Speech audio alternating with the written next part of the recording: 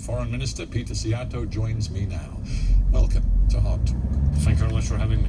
Let's start by seeing if we can agree on a basic principle. Europe needs unity today more than ever before. Would you agree with that? Definitely I do. So why is Hungary exhibiting signs of a nation determined to destroy EU unity? I think you confuse us with someone else, because we are the country who has been complying with the EU regulations more than anyone else, putting into consideration Dublin, Schengen and all the others. These rules had been violated by so many others, and we were the only ones to comply with them even during the most complicated and most difficult times of last year. So I could pose the question to someone else or to many others whether these common regulations are still in power or not. Usually the answer is yes, they are.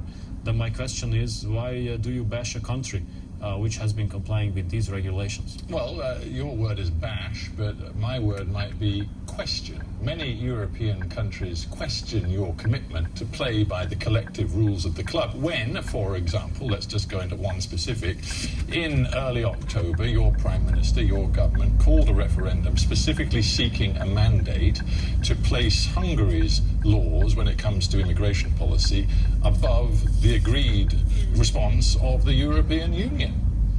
Well, actually, migration is the most serious challenge since European Union has been founded. I think we can agree on that. So if it's the most serious challenge, it comes back to my first question.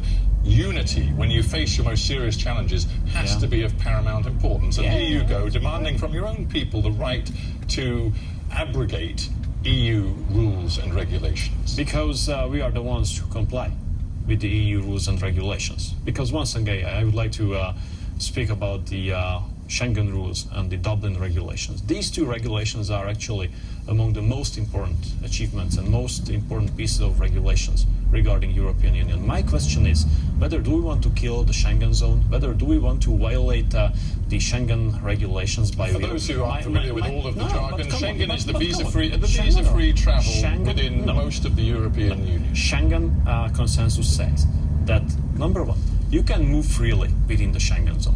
Number two, you have to protect yourself externally. And when we joined Schengen zone, we signed the agreement saying that we are located at the external border of Schengen zone. So it is our obligation to make sure that our borders would only be crossed through the official border crossing stations during opening hours. That's what the Schengen regulation says. Now, when this whole migration crisis broke out, we posed the question in Brussels. What kind of solution can you propose to us to protect the Schengen border, more than 500 kilometers flat land without any kind of natural obstacles? There was no answer. And my question was, why do you bash us?